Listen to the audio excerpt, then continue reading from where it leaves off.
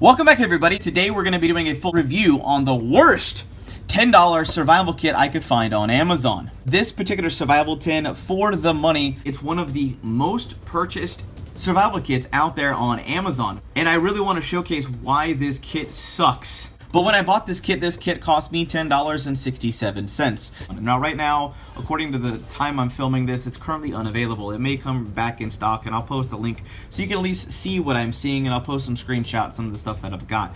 However, the wholesale price for a kit like this is about $5.60. Now, the manufacturing cost of this kit is probably $2.50. Now, for $2.50 manufacturing cost for a 10-piece survival tin, do you want to trust your life to a 10-piece survival kit? Dear God, I hope the hell not. I'm going to judge this survival kit as is. That means if I add no other items, are the items in this kit useful and usable to allow me to do what I need to do to, basically survive in a wilderness situation. So the first item is a tea light candle. That's actually not too bad. As a standalone item itself, you have a source of fire. You will have some low light to have some visibility at nighttime if you need to, a little bit of warmth.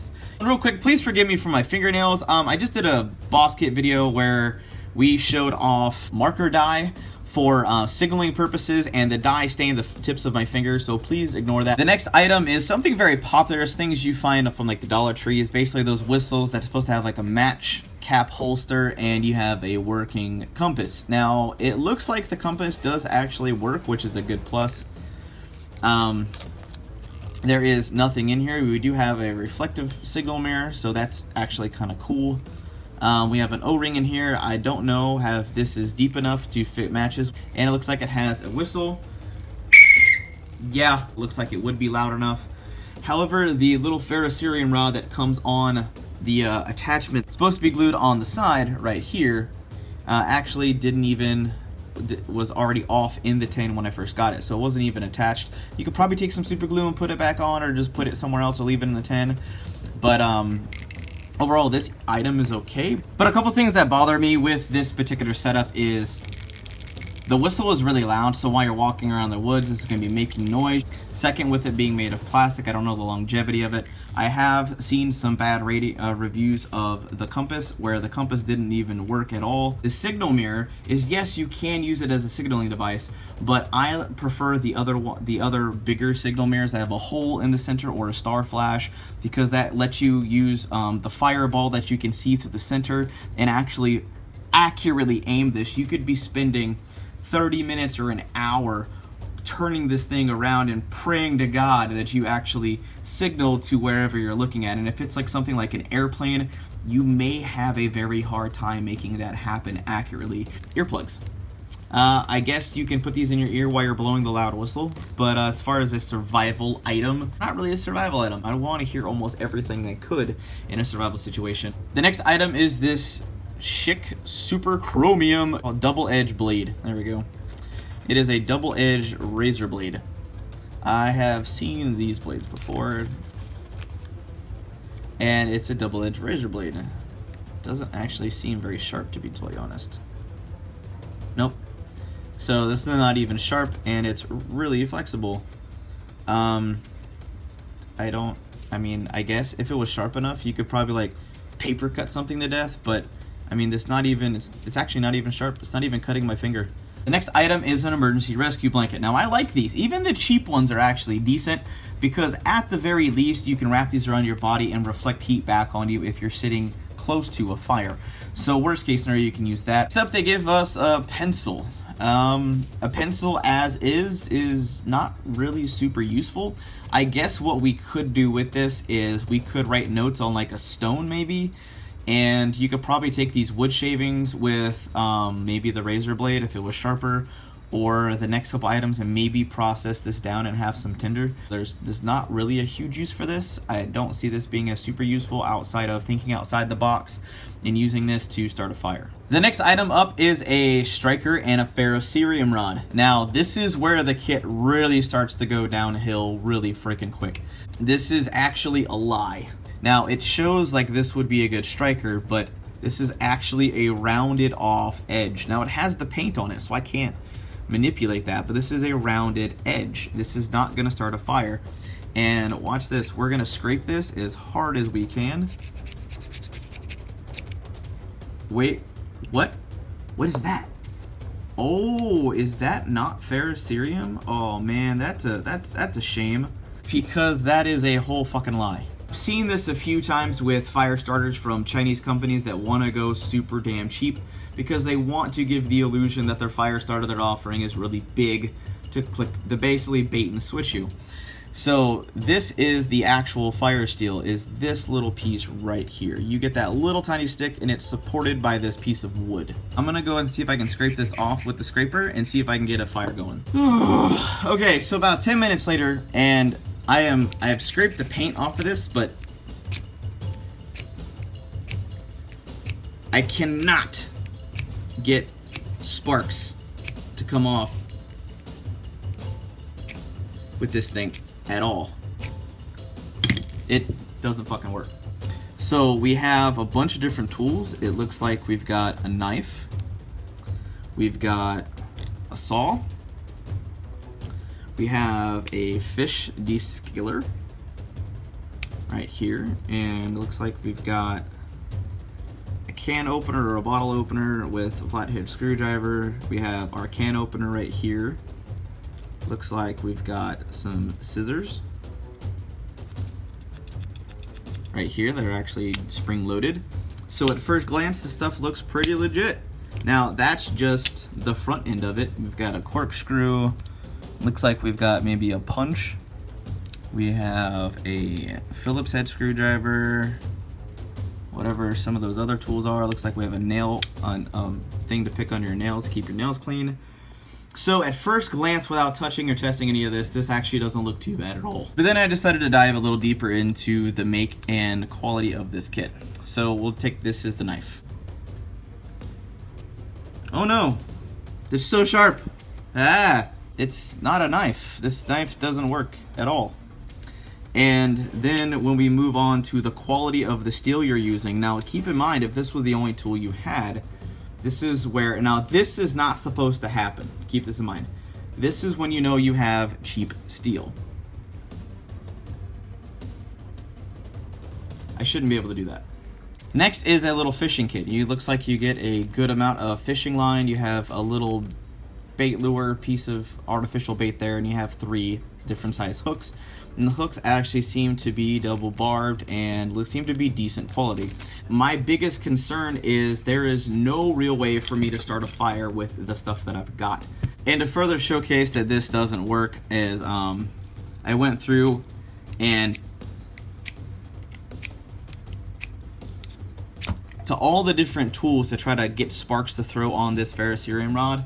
It's a really crappy ferrocerium rod, but I've tested all these different tools to see if I could scrape on there, and we can scrape the paint off of it, but it's not enough to actually generate sparks. So with all of that said, now that I break this down, now this is all my personal prerogative and personal preference, and you can just choose to agree or disagree with me, but this ferro rod is junk. Now this tea light candle is not a bad item, but as it stands alone in this kit, it is not necessarily useful to me. That ferro rod is pretty much useless to me as it stands due to the fact that it's just too small to articulate and I have no way to strike it to try to get a fire. So as navigation and signaling goes, this is okay, so we'll leave this item here. I might leave the tea light candle, we'll leave the emergency blanket, we'll leave the wire saw, I'll leave this. This razor blade is a piece of crap. It's not even sharp, it's not even a blade. This is made of really, really crappy, really horrible steel that is just, I wouldn't trust it. I feel like it would break on me, and I've already broken it just by the manipulation of my finger. That should not happen. I cannot do that to a Victorinox. Earplugs are not a survival item. And this pencil as it stands, I have no paper to write on. I could shave stuff with it, but if I'm still stretching to make this a survival item with the stuff that is in this kit to help me survive. I'm trying to use the merits of this survival tin exclusively and explicitly to survive. If this is all I have and I only can know how to use, let's say I know how to use this stuff, but I only have the stuff to use, can I start a fire? Can I do this? Can I do that? What can I not do? And this is definitely going to be tokened as the garbage item of the week.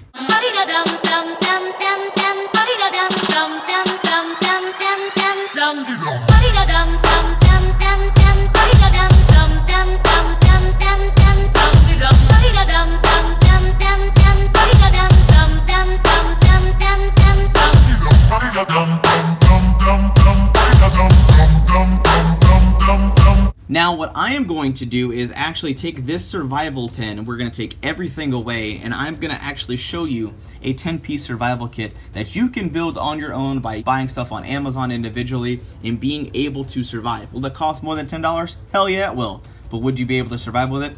Absolutely. So this ended up being the 12-piece survival kit I ended up getting.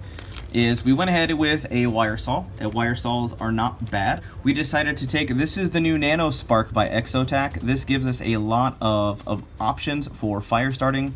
This has an awesome flint wheel that will light up like a Christmas tree, and there's actually a waterproof compartment to hold tinder inside. Now you're gonna see a full test and review on this item here shortly, but this item is freaking amazing.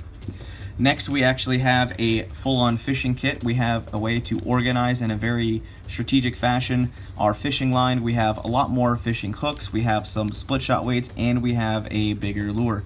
Next, I decided to get rid of the big, huge whistle, and this is actually a kerosene filled compass that is actually made in Japan. These things don't stick. As far as button compasses go, these are the highest quality ones you can buy.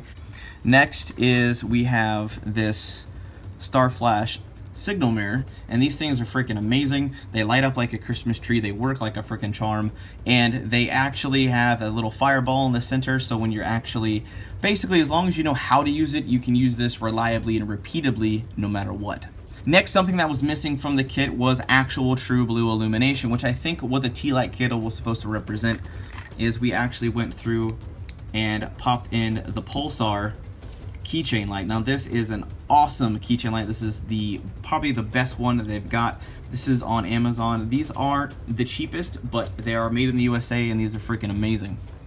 Next, we actually added in a high quality cheap ferro rod. You can find these online for like $5 to $7 a piece. As far as fire stills go, they are super freaking cheap, and they launch sparks like freaking madman. Next was something also missing from this original kit was ability to purify water. So I added these 2 little tablets of water purification powder. Next, I decided to upgrade that crappy multi-tool to the Victorinox Farmer. Now this is a limited edition version. They do have the other version on Amazon, but as you can see, the knife on this is much more robust, and you're not gonna bend this steel. Next, the whistle on the original kit wasn't bad, but we wanted to add something a little bit better. This is the Vargo titanium emergency whistle. It's really loud also, but it is a keyless whistle, so you're not just clunking and making around a lot of noise for no reason whatsoever. We decided to keep the same rescue blanket. It was not a bad item that was in this kit at all, but something else I wanted to include was a plastic bag for storing water, that purified water. So we have a water container. So this is my much more comprehensive, it is 2 pieces more, survival kit that would actually be a lot more useful. Is this perfect? Is it complete? No. But you cover what I would call the basics. We have water purification, we actually have fire starting, we do have fishing and wood processing, we have a useful tool, we have signaling in 2 aspects. We have, well, 3 aspects if you want to go to. We have land navigation that is reliable. This is a kerosene filled compass, so it can be used to start a fire. And we have water collection and water purification. So as far as the absolute scary bare bones basics, we've got most of the hardest things to replicate in nature covered. So with over half the items in this kit basically being total crap, and I can't recommend them due to the fact that, 1, they're incomplete, they don't have enough consequential items to be used usefully, or the most critical elements of this kit just don't work and are absolute garbage. There's no way I can give my thumbs up on this kit. This is absolute crap. But as it stands, this is an item that I would suggest everyone avoid wholeheartedly and save your money and don't waste your hard-earned cash on absolute donkey crap However, if you enjoyed our review of the garbage item of the week, or the 10-piece crappy non-existent survival tin, definitely give this video a big thumbs up and share this out with your friends and family in your social media networks so we can keep growing, thriving, and making awesome videos for you guys. But that just about does it for now. Hope you guys have an absolute wonderful day. I'm out.